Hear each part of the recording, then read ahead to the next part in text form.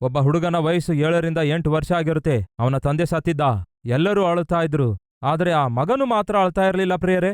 ಅದನ್ನು ಗಮನಿಸಿದ ಒಬ್ಬ ಸಂಬಂಧಿಕ ಬಂದು ಹೇಳ್ತಾನೆ, ಮಗನೇ, ನಿಮ್ಮಪ್ಪ ಸತ್ತಿದ್ದಾನೆ, ಯಾಕೆ ಅಳ್ತಿಲ್ಲ ಅಂದ್ರೆ, ನಾನು ಅಳಲ್ಲ, ಅಪ್ಪನ ಶವ ಕೊಂಡೊಯ್ತಿದ್ದಾರೆ, ಅಪ್ಪನಿಗೆ ಇನ್ನೆಂದಿಗೂ ನೋಡ್ಲಿಕ್ಕಾಗಲ್ಲ ಮಗನೇ, ಹತ್ತಿರ ಹೋಗಿ ನೋಡು ಅಂದ್ರೆ, ನೋಡಲ್ಲ. ಯಾಕೆ ಹಾಗನ್ನುತ್ತಿ ಅಂದಾಗ, ನನಗೆ ನನ್ನ ತಂದೆ ಅಂದ್ರೆ ಸ್ವಲ್ಪವೂ ಇಷ್ಟ ಇಲ್ಲ ಅಂದ.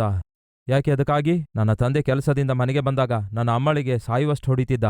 ಹಾಗೆ ನನ್ನ ತಾಯಿಗೆ ನನ್ನ ಅಪ್ಪ ಹೊಡೆಯುವಾಗ ಬಹಳ ನರಳಾಡ್ತಿದ್ಳು.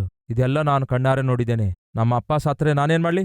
ಅವನ ಮುಖ ನಾನ್ ನೋಡಲ್ಲ ಅಂದ. ಆ ಚಿಕ್ಕ ಹುಡುಗನ ಮನಸ್ಸಿನೊಳಗೆ ಒಂದು ಮುದ್ರೆ ಹಾಕಿದ್ದಾನೆ ಆ ಕಟುಕನಾದ ತಂದೆ.